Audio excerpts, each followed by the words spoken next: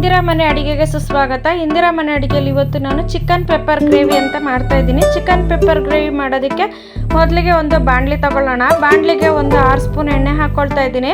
ನಿಮಗೆ ಎಣ್ಣೆ ಬೇಕಾದ್ರೆ ಕಮ್ಮಿ ಹಾಕ್ಕೊಳ್ಳಿ, ಎಣ್ಣೆ ಜಾಸ್ತಿ ಬೇಕಾಗಿರೋರು ಜಾಸ್ತಿ ಹಾಕ್ಕೊಳ್ಳಿ. ನಮಗೆ ಸ್ವಲ್ಪ ಗ್ರೇವಿ ಜಾಸ್ತಿ ಬೇಕು, ಅದಕ್ಕೋಸ್ಕರ ಎಣ್ಣೆ ಹಾಕಿದ್ದೀನಿ. ಮತ್ತು ದೊಡ್ಡದು 2 ಈರುಳ್ಳಿನ ನಾನು ಸಣ್ಣದಾಗಿ ಪೊಡಿಯಾಗಿ ಕಟ್ ಮಾಡಿ ಹಾಕ್ಕೊಂಡಿದ್ದೀನಿ. ಹಾಕ್ಕೊಂಡಾದ್ಮೇಲೆ ನಾವು ಇವಾಗ ಸ್ವಲ್ಪ ತಿರುಗಿಸ್ಕೊಳ್ಳೋಣ. ಸ್ವಲ್ಪ ಬಣ್ಣ ಚೇಂಜ್ ಆಗೋವರೆಗೂ ತಿರುಗಿಸ್ಕೊಳ್ಳೋಣ. ತಿರುಗಿಸ್ಕೊಂಡಾದ್ಮೇಲೆ ನೋಡಿ ಇವಾಗ ಸ್ವಲ್ಪ ಚೆನ್ನಾಗಿ ತಿರುಗಿಸ್ಕೋಬೇಕು, ಬಣ್ಣ ಚೇಂಜ್ ಆಗಬೇಕು. ಚೇಂಜ್ ಆದಮೇಲೆ ನಾನೊಂದು ಅರ್ಧ ಇಡಿ ಕರ್ಬೇವಿನ ಸೊಪ್ಪು ಹಾಕ್ತಾ ಇದ್ದೀನಿ.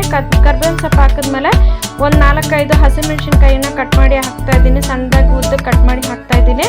ಹಾಕಿದ್ಮೇಲೆ ಸ್ವಲ್ಪ ಚೆನ್ನಾಗಿ ತಿರುಗಿಸ್ಕೊಳ್ಳೋಣ. ಸ್ವಲ್ಪ ಬಾಡ್ಕೋಬೇಕು, ಹಸಿ ವಾಸನೆ ಎಲ್ಲ ಹೋಗೋ ತನಕ ಬಾಡಿಸ್ಬೇಕಾಗುತ್ತೆ.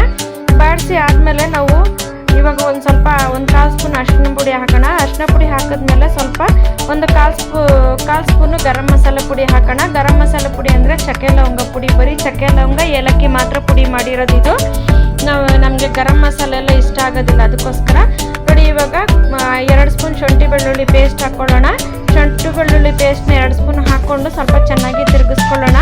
ತಿರುಗಿಸ್ಕೊಂಡಾದ್ಮೇಲೆ ಅರ್ಧ ಸ್ಪೂನ್ ಜೀರಿಗೆ ಪುಡಿ ಹಾಕ್ತಾ ಇದ್ದೀನಿ. ಅರ್ಧ ಸ್ಪೂನ್ ಜೀರಿಗೆ ಪುಡಿ ಹಾಕಿದ್ಮೇಲೆ ಒಂದು ಅರ್ಧ ಸ್ಪೂನ್ ಸೋಂಪು ಕಾಳಿನ ಪುಡಿ ಹಾಕ್ತಾ ಇದ್ದೀನಿ ನಾನು. ಇವಾಗ ಸೋಂಪು ಕಾಳಿನ ಪುಡಿ ಹಾಕ್ಕೊಂಡು ಸ್ವಲ್ಪ ಚೆನ್ನಾಗಿ ತಿರುಗಿಸ್ಕೊಳ್ಳೋಣ.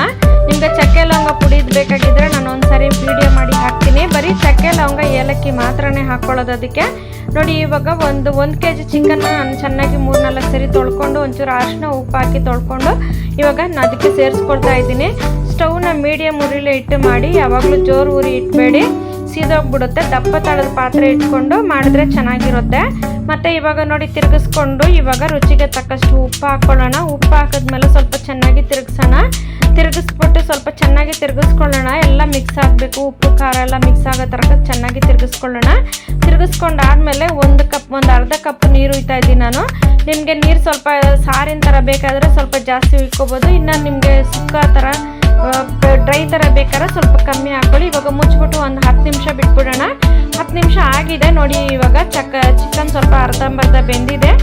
ಬೆಂದ ಮೇಲೆ ನೋಡಿ ಇವಾಗ ಸ್ವಲ್ಪ ಚೆನ್ನಾಗಿ ತಿರುಗಿಸ್ಕೊಳ್ಳೋಣ. ಮಧ್ಯೆ ತಿರುಗಿಸ್ಕೊಳ್ತಾ ಇರಬೇಕು. ತಿರುಗಿಸೋದನ್ನು ಎಲ್ಲ ತಿರುಗಿಸೋದು ತೋರಿಸ್ರಿ, ವಿಡಿಯೋ ತುಂಬ ಲೆಂತ್ ಆಗಿಬಿಡುತ್ತೆ, ಅದಕ್ಕೋಸ್ಕರ ತೋರಿಸಿಲ್ಲ. ಇವಾಗ ನೋಡಿ ಇದಕ್ಕೆ ಒಂದು 4 ಸ್ಪೂನು ಧನಿಯಾ ಪುಡಿ ಹಾಕ್ತಾ ಇದ್ದೀನಿ. ಧನಿಯಾ ಪುಡಿ ಹಾಕ್ಕೊಂಡು 4 ಸ್ಪೂನ್ ಧನಿಯಾ ಪುಡಿ ಹಾಕಿದ್ಮೇಲೆ ಒಂದು ಸ್ಪೂನು ಮನೆಯಲ್ಲೇ ಮಾಡಿರೋಂಥ ಮಟನ್ ಮಸಾಲ ಪುಡಿ ಹಾಕ್ತಾ ಇದ್ದೀನಿ. ಇದನ್ನು ಒಂದಿನ ವಿಡಿಯೋ ಹಾಕಿ ತೋರಿಸ್ತೀನಿ ಒಂದು ಸಾರಿಗೆ ಹೇಗೆ ಮಾಡೋದು ಅಂತೇಳಿ. ಮನೆಯಲ್ಲೇ ಮಾಡ್ಕೊಳ್ಳೋದು ಚಿಕನ್ನು ಮಟನ್ನು ಮಸಾಲೆ ಸಾಮಾನಿಗೆ ಎಲ್ಲದಕ್ಕೂ ಹಾಕ್ಬೋದು. ಮತ್ತು ನಾನು ಇವಾಗ ಒಂದು 3 ಸ್ಪೂನು ಪೆಪ್ಪರ್ ಪೌಡ್ರ್ ಹಾಕ್ತಾ ಇದ್ದೀನಿ. ಪೆಪ್ಪರ್ ಪೌಡ್ರ್ ಹಾಕಿ ಸ್ವಲ್ಪ ಚೆನ್ನಾಗಿ ತಿರುಗಿಸ್ಕೊಳ್ಳೋಣ. ಚೆನ್ನಾಗಿ ತಿರುಗಿಸ್ಕೋಬೇಕಾಗುತ್ತೆ, ಎಲ್ಲ ಮಿಕ್ಸ್ ಆಗೋ ಥರ.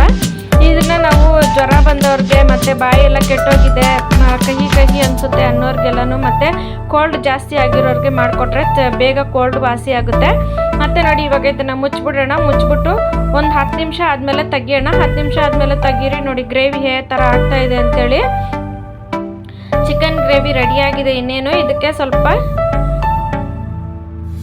ರೆಡಿಯಾಗಿದೆ. ಮತ್ತೆ ಇದನ್ನೊಂದು 5 ನಿಮಿಷ ಮುಚ್ಚೋಣ. ಇವಾಗ ಮುಚ್ಚಳ ಮುಚ್ಚಿಬಿಟ್ಟು ಒಂದು 5 ನಿಮಿಷ ಮುಚ್ಚಿಬಿಟ್ಟು ಮತ್ತೆ ತೆಗೆದು ಇವಾಗ ನೋಡಿ ಚಿಕನ್ ಗ್ರೇವಿ ಫುಲ್ ರೆಡಿಯಾಗಿದೆ. ಇವಾಗ ಇದಕ್ಕೆ ಸ್ವಲ್ಪ ಕೊತ್ತಂಬರಿ ಮೇಲೆ ತೂರಿ ಬಿಟ್ಬಿಟ್ಟು ನೋಡಿ ಇವಾಗ ಚಿಕನ್ ಬೆಂದಿರುತ್ತೆ. ಚಿಕನ್ ಬೆಂದು ಎಲ್ಲ ರೆಡಿಯಾಗಿದೆ. ನೀವು ಮನೇಲಿ ಮಾಡಿ ನೋಡಿ, ಕಮೆಂಟ್ಸ್ ಮಾಡಿ, ಸಬ್ಸ್ಕ್ರೈಬ್ ಮಾಡಿ. ನಮಗೆ ಸಬ್ಸ್ಕ್ರೈಬ್ ಮಾಡೋದನ್ನು ಮರಿಬೇಡಿ. ನಮ್ಮ ವಿಡಿಯೋ ಸ್ಕಿಪ್ ಮಾಡದೆ ನೋಡಿದ್ದಕ್ಕಾಗಿ ಧನ್ಯವಾದಗಳು ವೀಕ್ಷಕರೇ. ನಮಸ್ಕಾರ.